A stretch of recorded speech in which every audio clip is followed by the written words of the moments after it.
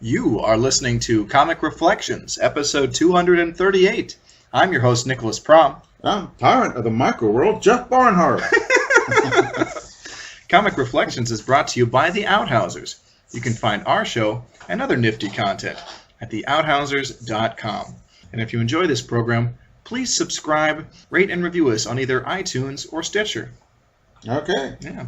So, the first issue we're going to talk about today is Fantastic Four number 16, cover dated July of 1963, cover art penciled by Jack Kirby and inked by Dick Ayers.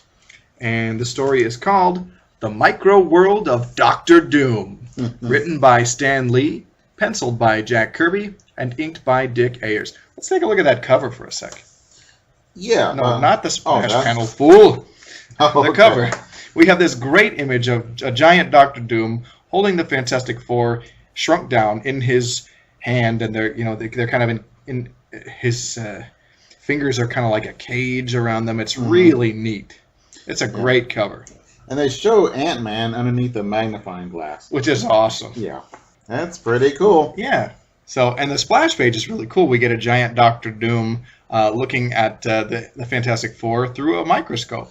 Which the thing is tearing apart. Yeah, and this is a very DC Comics splash panel. It's almost like a second cover. Yeah. Marvel tends to, maybe not so this early, but forego that and let the splash panel be like just a first big panel of the story itself. Yeah. But I like this. I don't mind splash panels being the second I wonder if cover. this was the first cover, then he says, oh, redo it, and then they did a better cover. I wonder. It's possible. Okay. Quite possible. Yeah, there's a new blazing comet in the sky.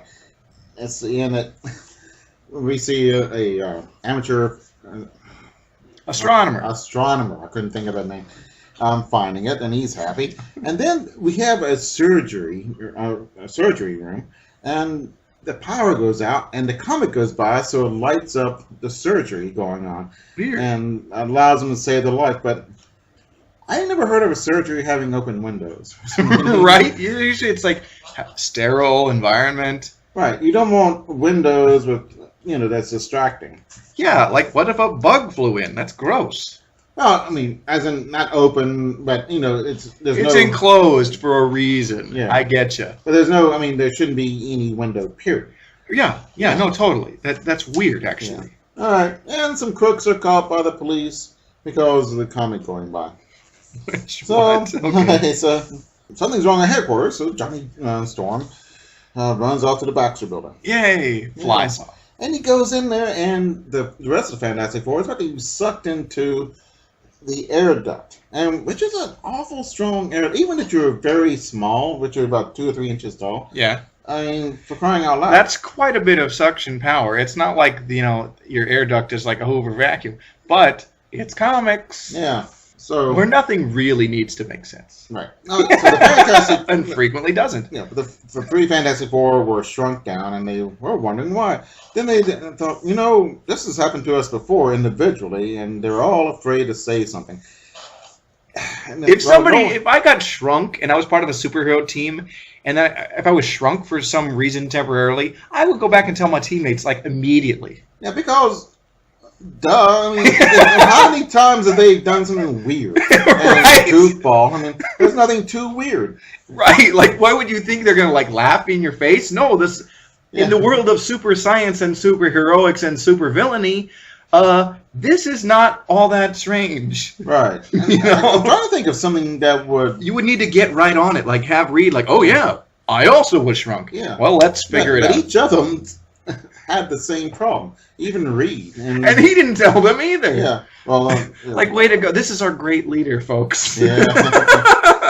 Yeah. Well, they're all entertaining. Johnny's working his car, and he says, boy, next to Flaming On, this is the most fun a guy can have without laughing. Don't.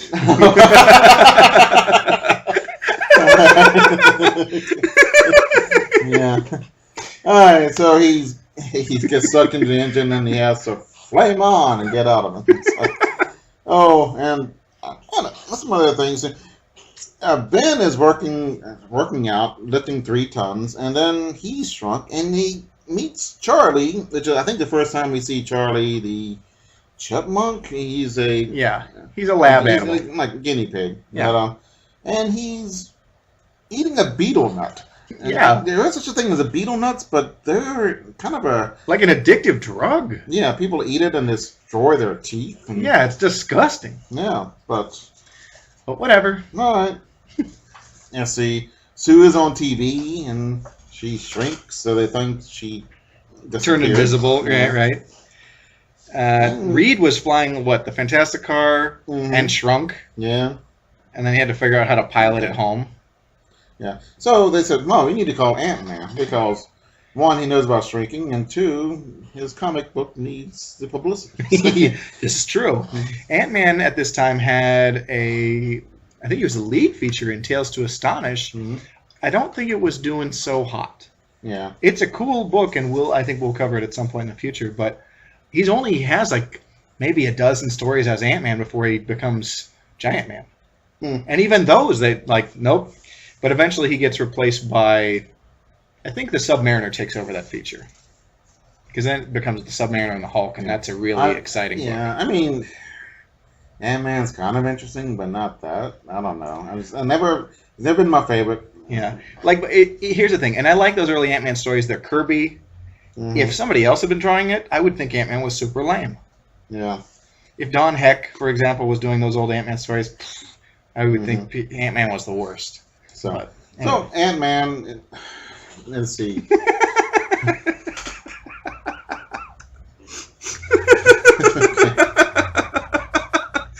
The way you can't even hide your derision Yeah, for the Ant-Man. Antogram Network.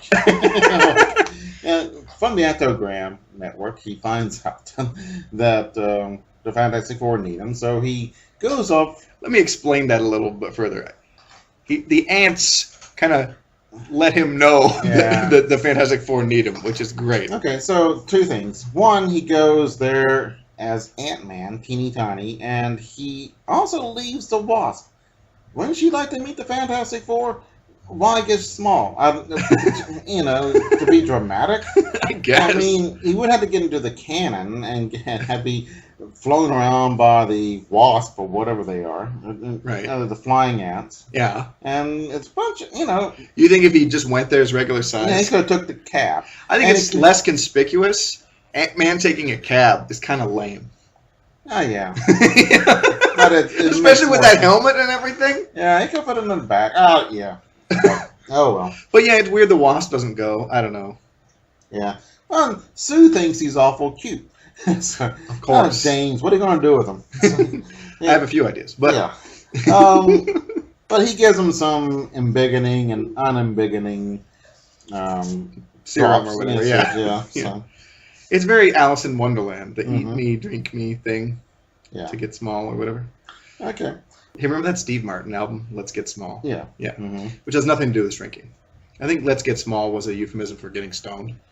Yeah, it's also a takeoff on the Jefferson Airplane Oh, song. what Jefferson Airplane song? White Rabbit, which is Oh, yeah. Which is about Alice in Wonderland. We've come full circle. Right. Now, back to our story. okay. So this is odd how they do it. Oh, we got a crisis. So all right, let's go away and do our regular work. I mean, because here is Ben helping out Alicia with cleaning or something, and he's Reed moving. shoves a vial of Cure from being the Thing down his throat while he's got a piano in the air. Of Yeah. course, he turns back to Ben Grimm and smashes the piano. Yeah. Like, he had to do it that second? What the hell? Yeah, I like it. It tastes like dishwater. Can't you put any chocolate flavoring or something? I love that. Oh, And then the Thing gets the best dialogue. I love the Thing. He's the real proletarian person. He's He's just a regular guy. yeah, even under regular. I mean, as in He's kind of a roughneck. right. He doesn't, beat around the bush. He talks. He's a plain guy. Yeah, He speaks plainly, and he doesn't beat around the bush about and, how he and feels. we know these people. I mean, Yeah. if you hang around anybody who uses his hands for a living. Yeah. I mean, Ben Grimm, he's a fun guy. Yeah, Johnny goes to a weenie roast, and of course he shows off. Yeah. which I would do that too. Yeah. And Sue, There's a scene where Johnny flies through a bunch of rocks, burning them up. Yeah. Which is pretty cool. Yeah. But when they're doing this, they hear Dr. Doom's voice.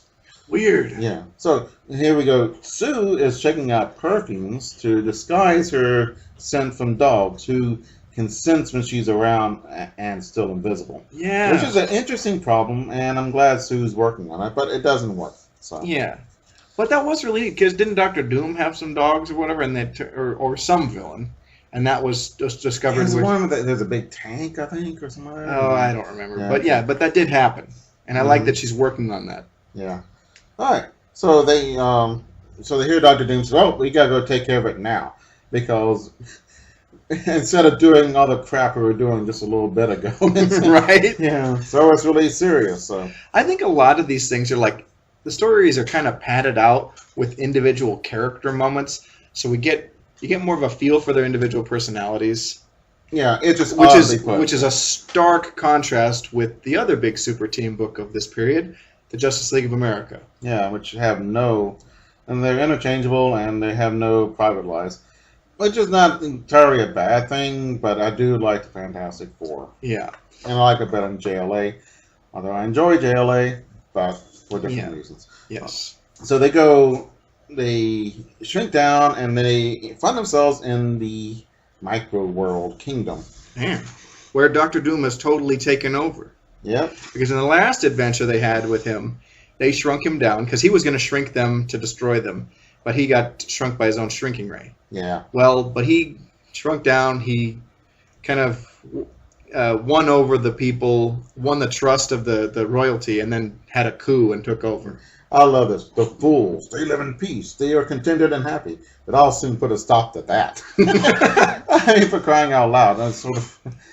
Like, here's the thing. If you were going to have a coup and take over a place like that, where everything was, just cool like that, wouldn't you just try to even if you want to take over and rule, wouldn't you try to maintain that status quo? Like, good, there are no problems. Yeah. Awesome. Contented, happy people don't riot in the streets. Yeah. You can save a lot of money on goons. Yeah. But, of course, Doom is not content to rule this micro-world kingdom. Mm-hmm. Yeah. But, yeah, he takes over, and now he wants to take over the world. So he shrinks down the Fantastic Four even more.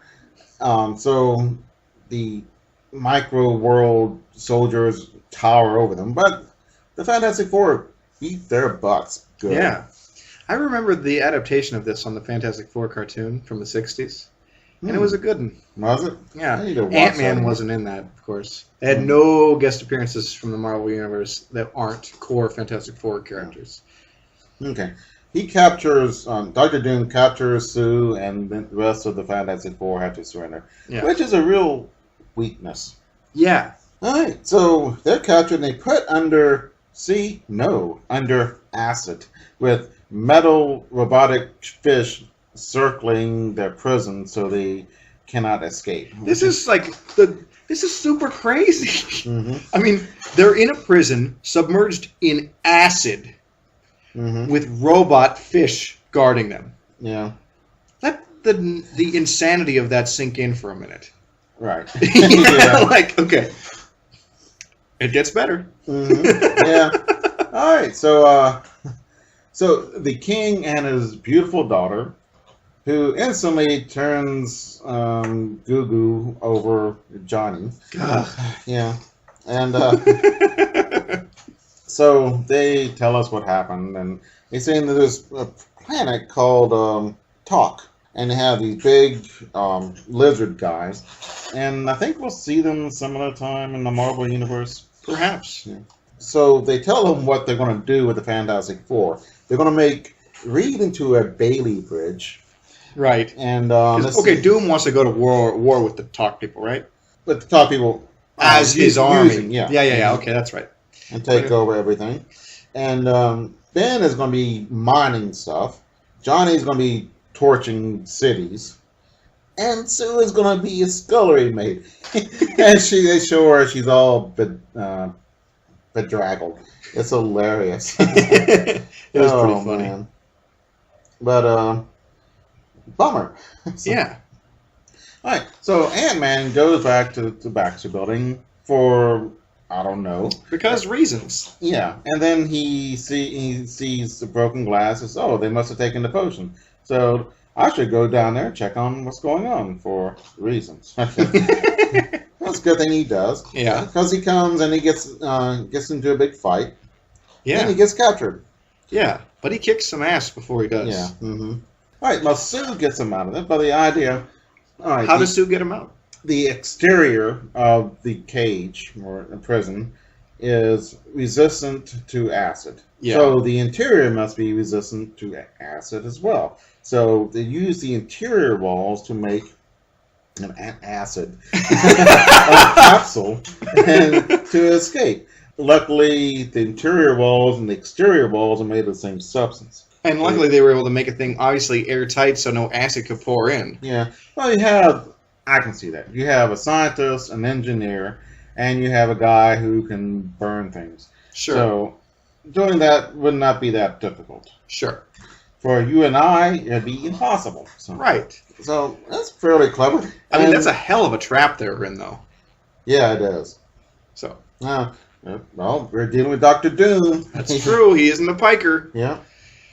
So they get out and they go up in the acid to the surface because Ben blows to the hole in the bottom of it. That's crazy. Yeah. Well, Yeah, they got to do something. Right.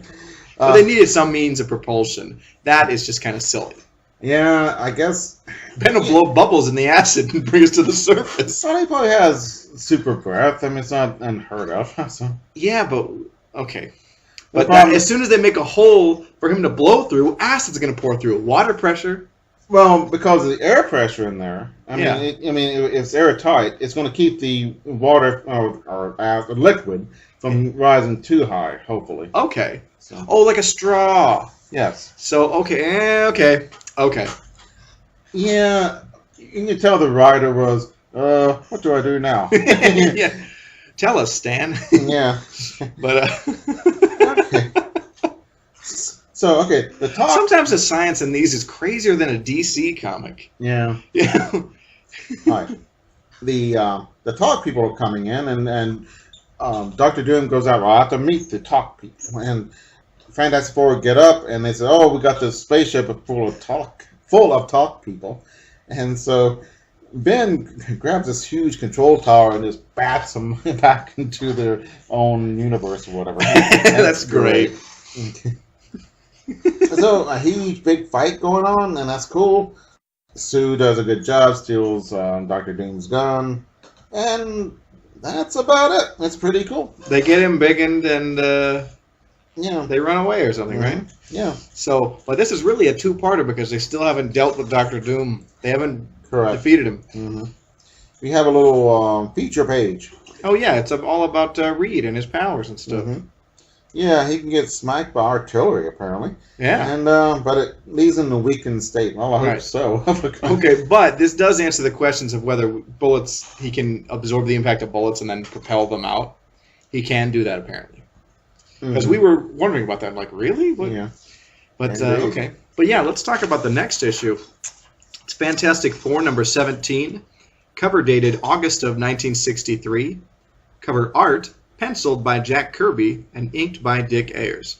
And this is the second of a two-parter. This story is called In the Clutches of Dr. Doom. Written by Stan Lee, penciled by Jack Kirby, and inked by Dick Ayers. Mm-hmm. That's pretty cool.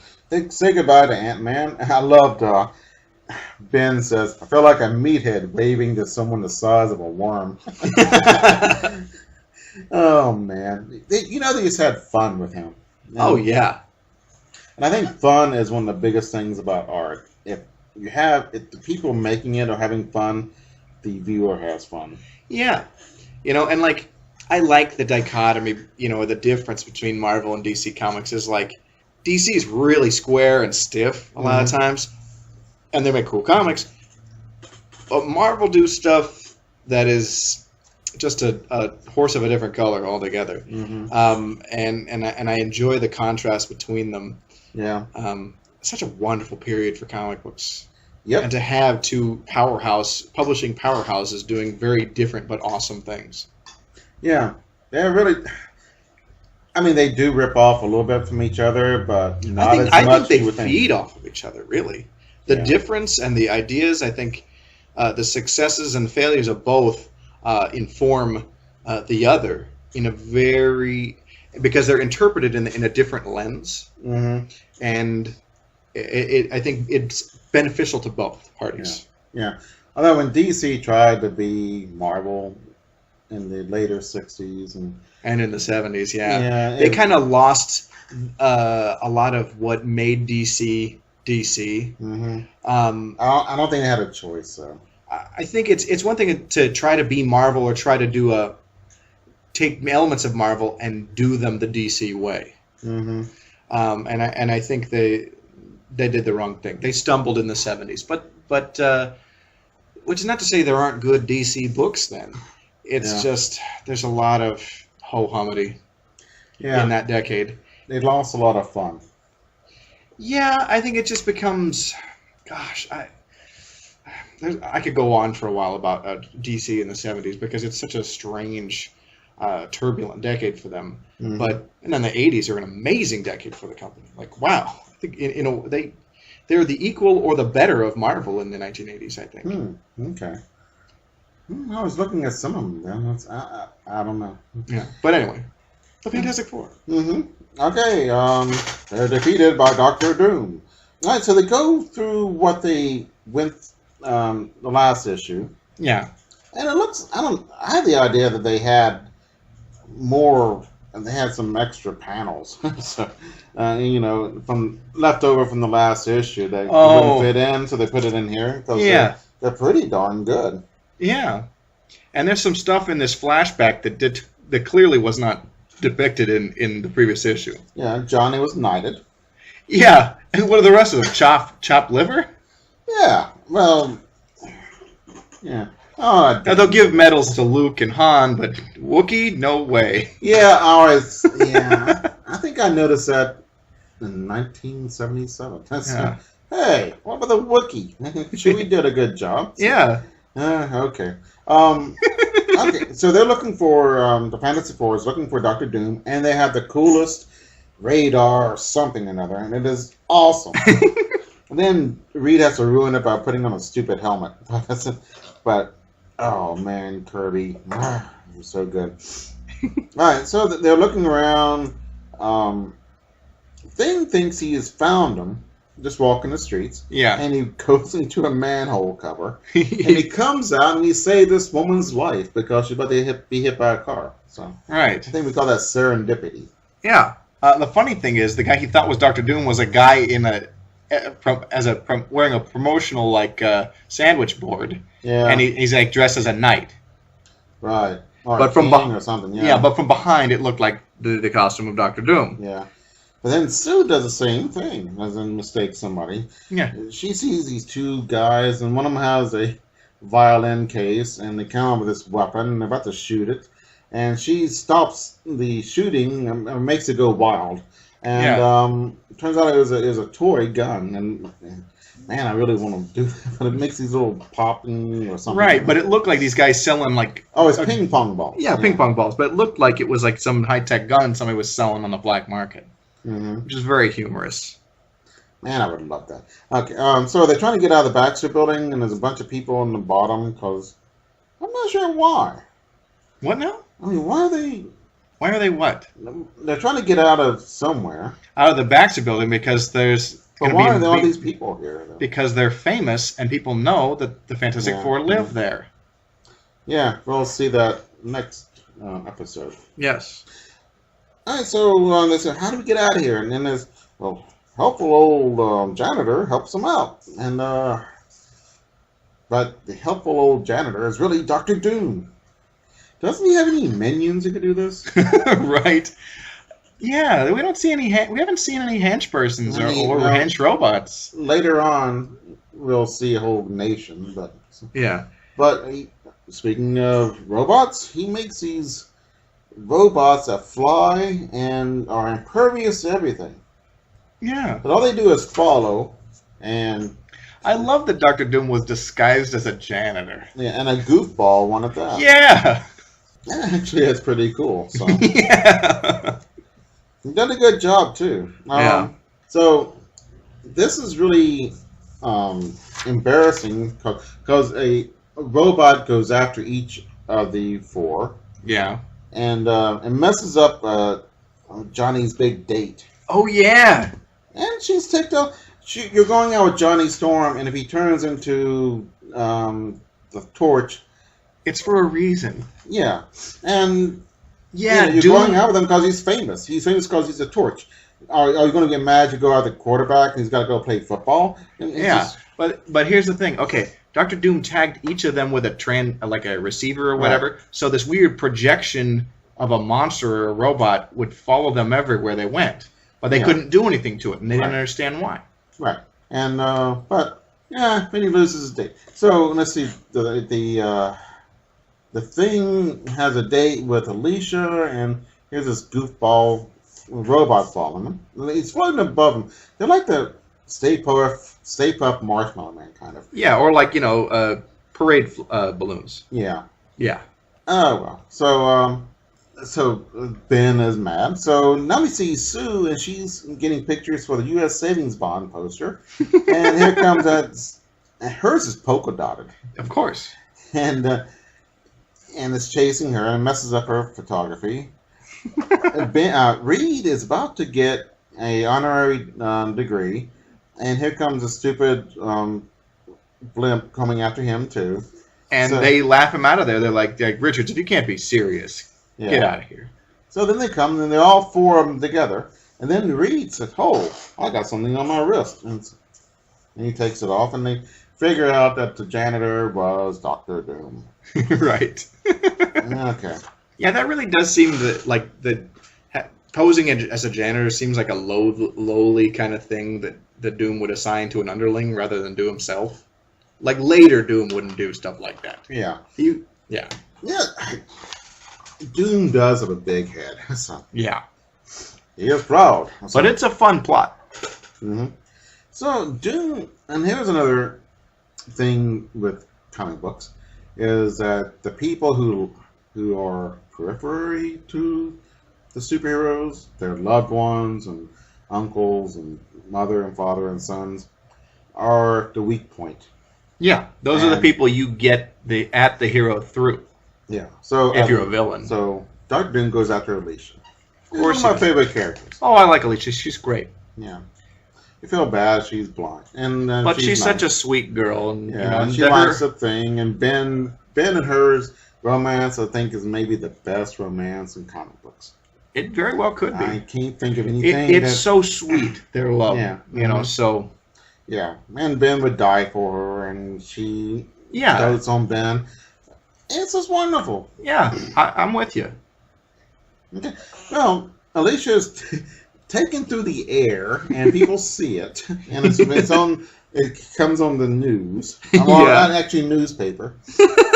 Oh, you think that Reed would have something weird news of the day or something would tell him. Yeah.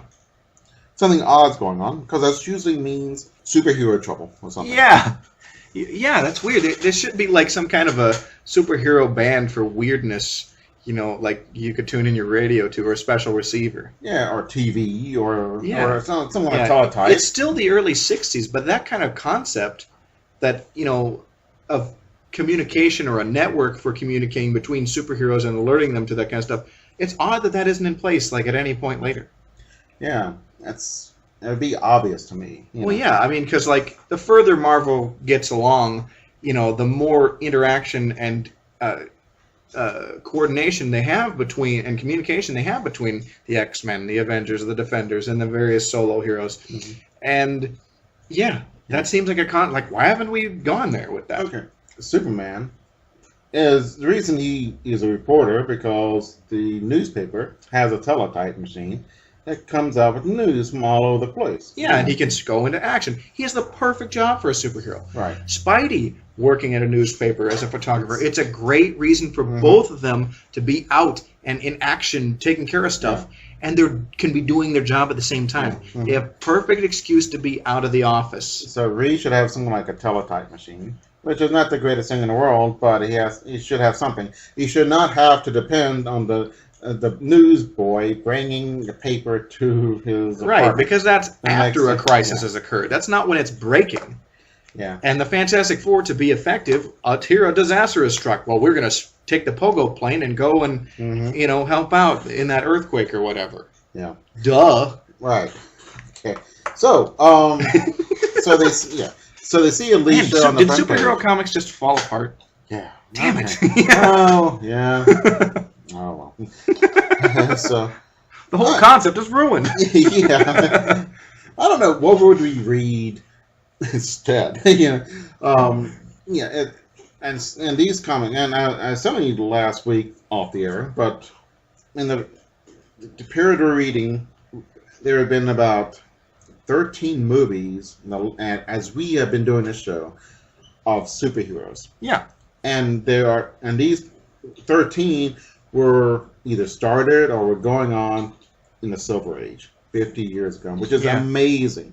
Yeah, they're they're characters from like that. You're right, and I understand why it's a big deal in movies, because the technology's caught up, and the film industry is sort of in a decline, but people rush out to the theater to see these big spectacle movies. So, and they're worth the big investment because they oftentimes reap the big rewards. Yeah. It's rescued a lot of studios and built a studio, Marvel Studios, which is now making a boatloads of money for Disney. So yeah, it's but hey, fascinating. There's that's cool. nothing else. Everything And it's TV weird is taking over.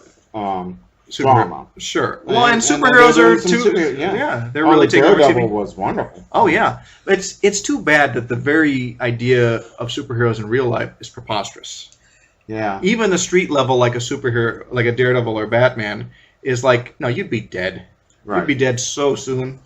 Yeah, but it's a great genre, and I don't know. It's a genre that has 1,000 years worth of history, and going from Achilles and Theseus. And Jason, Argonauts, and is it kind of saying like there's nothing new under the sun? correct.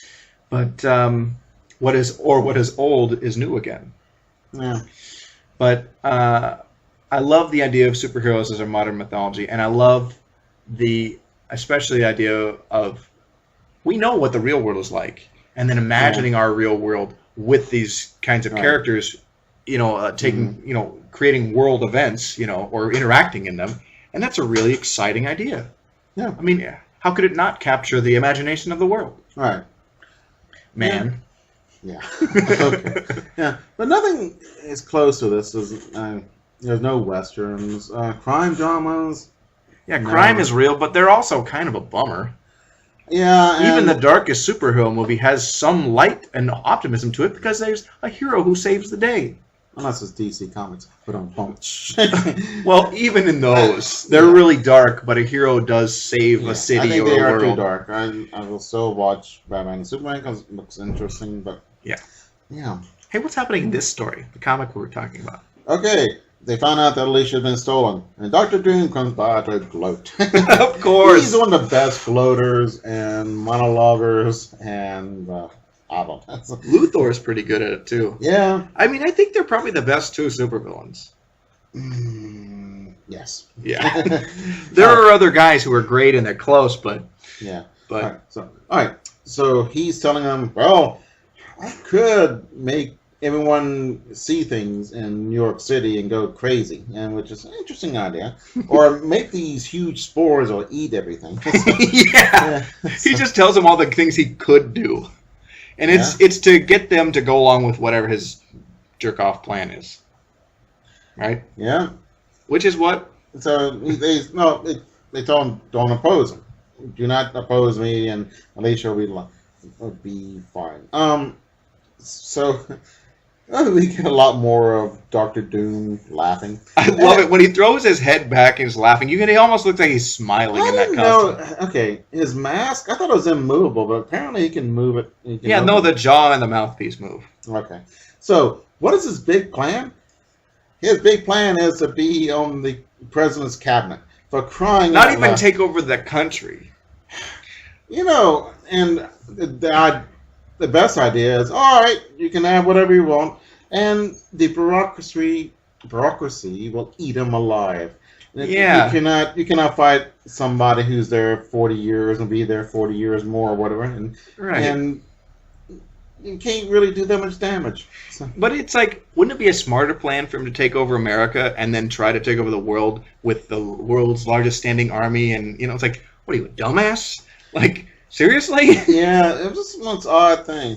Well, we get to see a president. Now, I think the first time we see the president in the Fantastic Four. I think so. I think Kennedy was comic bookdom's favorite president, and we see him a lot. We saw him. Yeah, and in the 1960s, I mean, he was such a well-loved president. And, Yeah, we loved it because he was young, and he was charming, and he was progressive. It was an exciting time. It was Camelot, man. Yeah, it wasn't great. Oh, we see Jackie and Carolyn in the background. I just noticed that. Really? Because it was in your notes. No, he mentions Caroline. Yeah. So that's how we know it's Kennedy. We never see Kennedy's face. Right. We see him in his rocking chair. Yeah. We see him mention Caroline. We see his hair. Yeah. So, Caroline, and he it's your uses- bedtime. and he uses Vega. Yeah. A lot. So we also nice see one. Khrushchev in the next page. Yeah. All right. So Kennedy says we want to fight. So that's cool. And everything's going wrong in America. The missiles are misfiring and everything. The factory is closing because there's no power, and there's about to be rioting in the streets. And so we go back to Khrushchev, and the generals are laughing. Aha, this is great. And Khrushchev says, "You idiots! He's not on our side. He's going to come after us next." Yeah. Khrushchev, although a douchebag, was smart. Mm-hmm. I mean, he wasn't a fool. Yeah.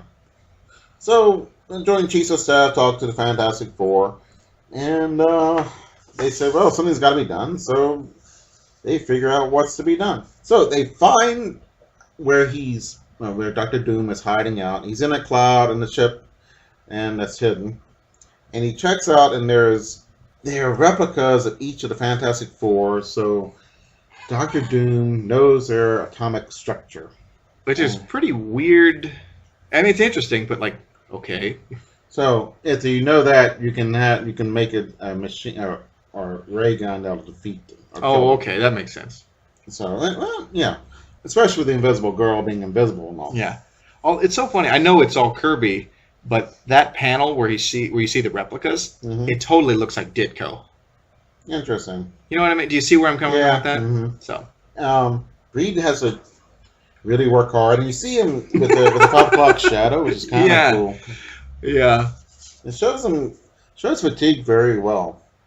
So they're ready for Dr. Doom's ready for the thing, but he's not ready for Ben Grimm. So Changes. Ben takes the formula that will temporarily change him, Mm-hmm. and he starts turning back into the thing right before he's going to make the attack or whatever. And so Right. he wills himself to not change until he's busted through. Yeah, which is interesting. Yeah. Can you do the exact opposite? No, but this will be foreshadowed into things Wouldn't that be decades later. interesting if he could? I What? mean, we could. Well, it used to be that the Hulk could change into back and forth will. I mean, he could just will himself, but that was changed a bit. But Oh yeah, it's changed so much. I mean, we'll do the Hulk at some point, and we'll see all those changes, and we'll be like, "Geez, what is it this week?" Yeah. Yeah. Okay, so the thing goes in, and he starts busting up stuff. Which is awesome. I love the panel where he's Rawr. just smashing through. It's awesome. So the rest of them come in, and they split up to try to find Alicia. I like when they show up on this plane. The pogo plane has a big magnet on the front, and it attaches to the side of this building. It says "boing." Or no. Oh, bong. Excuse me. Pardon me. Yeah. Okay. So each of them gets hit into a trap. One is a tornado trap, and for Johnny, and Johnny blows up and survives, but he's knocked out. Yeah. Reed is thrown into wet cement, which would be pretty bad. Yeah. So he makes little areas in the cement that has air holes, Yeah. and then he's able to crawl out. I really didn't understand that. So. Well, stuff. Yeah. The thing is, the floor opens up and is going to send him down to the earth, 1,000 feet below or whatever. So he grabs onto this pole that's halfway there, and it's grease. What an evil, nasty thing to do. Right? So the thing takes his fingers and he squishes in there. And he's at the end of the pole, like he could have dropped, but he finally gets a grip on it. And so that was cool. And of course, Dr. Doom is watching this from his like laboratory monitor room, which is awesome. I love that. Okay, so then he sends these spheres. Yeah, this weird, like, they're enlarged molecules of stuff that he sends and magnetizes to them. Yeah. And it looks like he's crushed them all. He's got this great expression of joy with his fist in the air, and he looks so happy. It's so great. Yeah. He's like, I destroyed them all. He's Dr. Joy now. Yeah. But he forgets about the thing. The thing comes back and smashes his equipment. Yeah. So then Sue goes, finds Alicia, and switches places. Dr. Doom takes the fake Alicia and going to use her as a hostage. And then she does, because she's Sue Storm in real life, and so she trips Dr. Doom. There's this great panel of him scowling, pissed. Yeah. For a guy in an iron mask, he's got a lot of expression. Right. More than I do. So now Sue has her trapped this time, and there are these rods coming in and out and smacking the crap out of her. And she's dodging them. Yeah. And then she hits Dr. Doom with something. This is the first time I've seen her hit somebody. Yeah. She smacks the crap out I mean, they're really like building her up as to be not the weak member of the Fantastic Four. Yeah, she saved the day quite a few times already in this episode. And I like that. I do too. So, they're about to capture Dr. Doom, and he jumps out and falls to his death. And we'll never see Dr. Doom again. Man, I was getting worried. Man. So that's that. Yeah, okay. What a fun issue. Yeah. All right. So, the next issue is Fantastic Four number 18, cover dated October of 1963, cover art penciled by Jack Kirby and inked by Paul Reinman. And the story is called... Oh, shit. I just blew that. Sorry.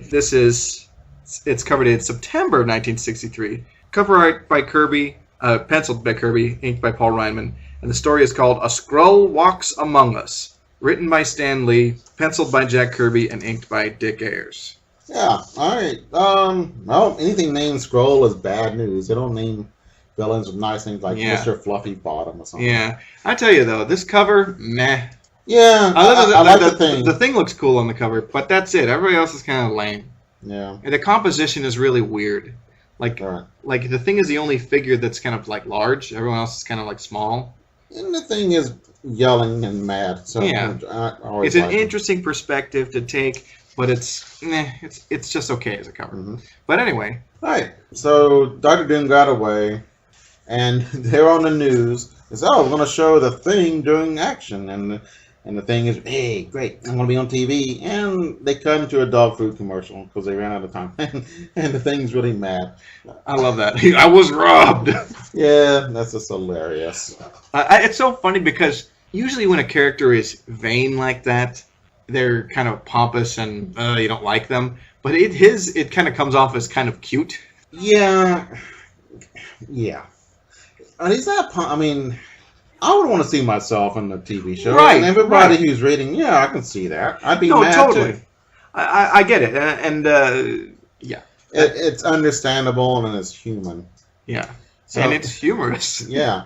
So the thing is about to destroy the TV, and they told him, oh, you ought to be ashamed of yourself. And he tells, and Johnny says, well, you're the one who sent for the Mouseketeer pen. Which, that amused me or something. So, all right, so Reed and Sue are dressed up to go on vacation. They're going to take the ICBM and go to Hawaii, which is, man. It's really weird because ICBMs are not a mode of transportation for people. They're for guided missiles to blow stuff up. Intercontinental ballistic missile. And it's in the name. It's to blow stuff up. Ballistic, yeah. Oh. Yeah. As in, it's an offensive weapon. It's not a vehicle for traveling. So it's really weird. It's like, why wouldn't they just take the pogo plane? Yeah, and they're trying it out. And also, it only go one way if it's like that. And that's a different missile than I think because it's not a missile if you can fly it somewhere and fly it back. The real reason is the kids have heard of ICBMs, and what else are you going to call it? Yeah, and it was in an earlier issue they mentioned it, and I don't think we've seen them use it. Yeah. But remember they had the Fantastic Copter that one time? Yeah. We never saw that again. I don't know if we'll see this ICBM again. Right. All right. Oh, it's the Super Skrulls. So on the Skrull throne world, or home world, or whatever, they found a way. There's a Skrull warrior. They've been able to duplicate the powers of the Fantastic Four and also amplify them to make him. He's got all their powers. A lot more powerful. And more powerful, yeah. But now, individually, they got them beat. Plus, they got them secret. They don't tell us what. There's another power they give him. And I'm not sure what that is. No, it'll come up in the very end. But also, he has his own Skrull shape-shifting abilities, so that's cool. Oh yeah, I forgot about that. So we have a montage of him demonstrating his powers to the king or the emperor of the Skrulls. He's and lifting 100-ton Kirby machinery, and that's awesome. Yeah. But anyway, they're going to send him to Earth to destroy the Fantastic Four. Yeah. All right, so the Fantastic Four go to the mall, or Macy's, I think it is, or something like Macy's. So here's the thing: I wonder when the Skrulls got wind that they'd been tricked. Yeah. Because it was issue number 2 when we saw them last. And they showed them the comic book monsters, and they were scared and ran away. And yeah, why not tell us how that? Because that's an interesting story there. Yeah, how did they find out? Yeah, all right. The Thing wants a bowling ball, and that is so proletarian. So I don't. Eisenhower and Jerry Ford bowled. But it's a regular John F. Kennedy guy. did not, or something. So, but and he's trying to find a bowling ball with big enough fingers, and the salesman makes some kind of smart-aleck remark, which is astonishingly stupid. Yeah. So he just squishes the bowling ball. I'm not sure. I think a bowling ball, if you squish it really hard, it will explode or something. I think because of the materials. It's not made of a malleable substance. They're like stone balls. Yeah, or something. Yeah. Yeah, or acrylic. In a way that it would break. But anyway, it's humorous that he does that. Right. And humorous that the salesman deserved it because he's stupid to make the Thing mad. Yeah. I'd be very polite. Now Ben has been his overcoat and the hat and glasses, but still, it's pretty obvious who it is. Yeah. Like, who would be fooled by that? I mean, really? You see his big orange mitts poking out of the jacket? Yeah, I mean, you could miss it, but if you get close, you'd see it. Yeah. All right. So they're beset by a mob, and the Thing rescues them. So they're trying to get out, and an alien ship in Times Square. They hear this at a radio in the store. So, of course. And so they're trying to get out, and they're kind of mobbed by crowds who recognize them. Right. But anyway, in Times Square, the Super Skrull, plants a flag for the Skrull homeworld. And it won't go into the concrete. Which I thought was weird. Like, couldn't he force it in with a super strength? Yeah, I don't know. Well, what is the flagpole made of? Usually they're made out of wood, and you just destroy the wood. Oh, okay. But I don't know. I don't know. They're a space age I was thinking space age metal. So But maybe it's cooler that he uses his flame. To melt a hole in the concrete. Yeah, yeah. So he's telling everybody, "Hey, you're being conquered." And people say, "Nah," and then he blows them all away. So, he makes them go away with force wind or something. So, all right. So the Fantastic Four come and they get their butts kicked. They sure do. Yeah, because even though there's 4 of them, this guy has all their powers and it's amplified. Right. It's to a greater. He's just stronger than all. 3 or 4 times. Yeah.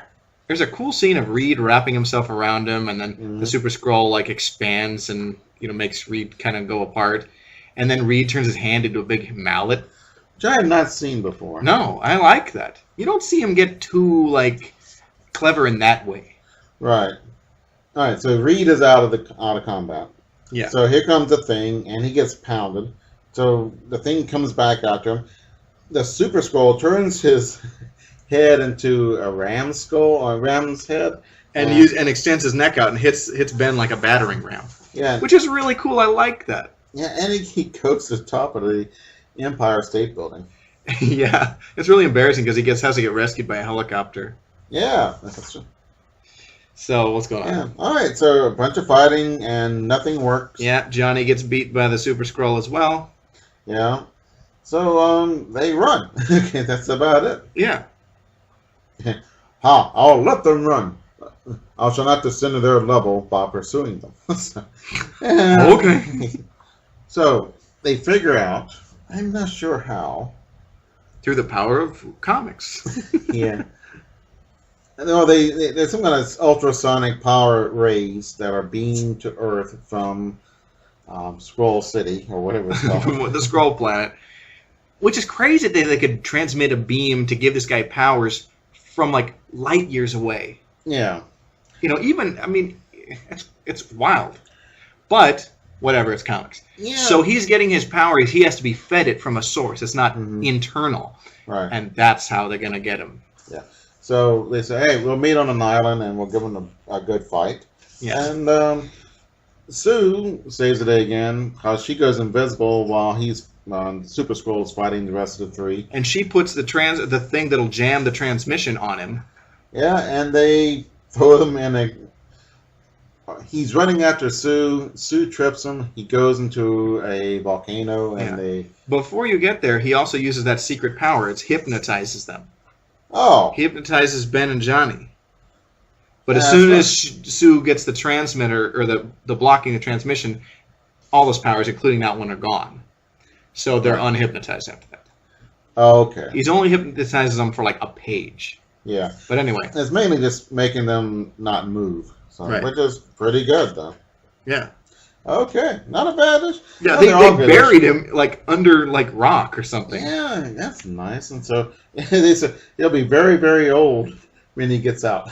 So, if I had my choice, just kill me. Yeah. You know? I don't want to spend a century climbing through dirt and rock. Yeah. And also, what about due process? I know he's not from Earth, but wouldn't you try to like lock up the Super Skrull in a supervillain prison or something? Which they haven't really developed yet at this point. They are not a government agency. True. And plus, it'd be stupid too. And their way is better than putting them in some place where they get out, like Arkham Prison or whatever. Arkham Asylum. Yeah. That's a good point. So, but the next and the final issue we'll talk about on this episode is, I started giving these credits before the other one by mistake. I was looking at my notes. It's Fantastic Four number 19, cover dated October of 1963. Cover art penciled by Jack Kirby and inked by Paul Reinman. The story is called Prisoners of the Pharaoh, written by Stan Lee, with art penciled by Jack Kirby and inked by Dick Ayers. And cool cover with the Pharaoh Rama Tut. He's enslaved the Fantastic Four. Okay, yeah. I think you mentioned in your notes. It's Rama. He's Kang the Conqueror, but before that's a retcon. This is before Kang the Conqueror is introduced. Yeah. It's like a year or so before that happens in the Avengers, but Kang is a descendant of Doctor Doom. It's implied. Right. Mm-hmm. And then, but Ramatut, Kang, and also Immortus are all the same guy, but just at different points in his timeline. Right. And Kang's stuff is super complicated. But anyway, he's a time-traveling conqueror. That's all you need to know. Right. Okay. So Ben has a day off, so Reed needs him right away. So they're looking for him. They go to his apartment, and Reed elongates his neck to go down and look into the window, which I think he couldn't have called. That's pretty invasive. Yeah, I would be ticked off. And it's a private residence. You don't just do that. It's boyfriend, girlfriend. For crying out loud. Yeah. No thanks. So they finally find the thing, and Johnny lights his cigar and destroys it for him. I wonder if the thing still smokes cigars. I think they've kind of made it a rule how superheroes don't smoke now. Like they don't depict Wolverine or the Thing smoking any longer. I don't think. Yeah, I'm always afraid of young teens smoking cigars. So You know what I mean? Smoking is smoking. yeah, no, Whatever. but We move on. all right. So the big deal is that Reed wants to tell him, "Hey, we might have discovered how to bring Alicia's sight back." Couldn't it have waited a day? You Yeah. know? Like what? She's not. She's still gonna be blind tomorrow. Right. You know? I mean, she doesn't need to cut diamonds or do heart surgery tomorrow. It doesn't. Right. And what are you gonna do? You're gonna give her sight back? Oh, now she has to get a job. You know. Yeah. Thanks, Reed. Well, she has a job. She's an artist. I know, but okay. Okay, so Reed discovered some ancient Egyptian hieroglyphics that show someone regaining their sight through something. Looks like radiation. So No. because the signs are unmistakable, Sue. Yeah, but the mystery is how could radioactive stuff happen in the time before radiation and nuclear physics and junk? We never know. So we got to travel through time. So they're going to go to Dr. Doom's castle in the Adirondacks, where he's conveniently left his time platform. And no one has closed it off. Yeah. You know, oh, let's see this time machine here. And, you know, for crying out loud. That's what. But it serves the plot. So Alicia's there. They teach her how to work the controls. Yeah, that's what I want a blind girl to, send me in through time and bring me back. That's what I want in charge of that. Although they set it on an automatic timer to bring them back at a certain time. I think so, yeah. But still, yeah. They're buttons. You know, they could have, I don't know. It's a time machine. You would think this is a pretty delicate machinery, I guess and sensitive equipment. But anyway, they go back in time to the time of Egypt and stuff. Yeah. All right. The time of Egypt. It's still there. Yeah. Right. They go there and says, "Oh, are we sure this is ancient Egypt? Well, look at the Sphinx. It's brand new." Yeah, the nose is still there. Yeah. Egyptian soldiers who don't look very much like Egyptian soldiers, I think, should look, or attack, and the Fantastic Four kick their butts. Duh. Yeah. To the surprise of no one. Correct.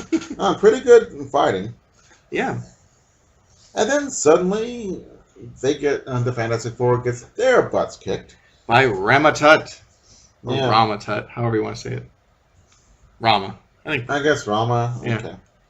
So Rama explains, "Hey, I can speak English too, and I'm from the future, and the year 3000, and it's all peace and love and 1,000-year-old reruns." Yeah, and he's sick of all that hippie crap, so he wants to go back into the past and conquer. Yeah. So he makes a Sphinx, which is a time machine. Which is awesome. Yeah, it is. But he loses his eyesight, so he invents a way to make blindness go away. Yeah. Yeah. So he has a gun, some kind of diode ray. Yeah. That enslaves all of them. Which is Does it sap their will, or what does it do? Okay. Which is similar to what the Talks were going to do to them. Oh, yeah. In Dr. Doom's micro world. Yeah. But here, the Thing is rowing a barge down the Nile. Yeah. Reed is being used to scout out enemy territory. Johnny is in entertainment. As a jester, yeah. Which is... yeah. And Sue's going to be a queen. Yay! Well, it sounds like it's worked out for everybody. Mm-hmm. No. So anyway, Ben's on the barge, hating it. Yeah, and it's so hot that he turns into Ben Grimm. So something about the rays of the sun affected the change. Yeah. Conveniently. But doesn't it affect everybody else? Wouldn't it? Ben is the only one who changes. Everyone else on the barge hasn't been bombarded by cosmic rays. But I mean, it's hot in Egypt. Period. Sue doesn't lose her invisibility. Yeah, but he's the only one that the powers go back and forth with. I'm just marking on that. No, ever. Have you noticed that? Yeah, no. In every story. Because no one else would want to lose their superpower, but Ben would because he's ugly. Yeah. Yeah. I would not want to lose my invisible or flame on power or stretchy power. So. Right. Because those are all cool things that they can turn off when they want to. Mm-hmm. He can't. So But anyway, this causes a change, and as Ben Grimm, he punches his way out of the stuff because now the rays aren't affecting him. Right. Or Ramatut's ray. Yeah. And so he revolts. Ben tells Ramatut, I'll take my queen, and you should be queen of all the Nile. And Ben says, "Guess again, lover boy." I love that. And he steals his gun and he punches him in the face. It's awesome. Yeah. They defeat the army, which is cool. Oh, and there's a scene. Reed doesn't know anything about this. Reed is fighting against a city, and it looks really cool. And all these arrows are going through, or trying to go through them. And they bounce and off them. That's awesome. Mm-hmm. So they escape Ramatut. Then they go into the Sphinx, and they're trying to figure out where it is. So they... Oh, to find the blindness cure. Right. And to find Ramatut. Oh, yeah. And And there's a bunch of traps and all that stuff, and it's pretty cool. They find the optic nerve restorative. Excellent. Yeah, which would be really cool. Yeah. But Ramatut blows up everything. He escapes. And they go back to the present. And the cure disappears because radioactivity and time travel do not mix. Yeah. I don't know. And you can't take anything from the past also.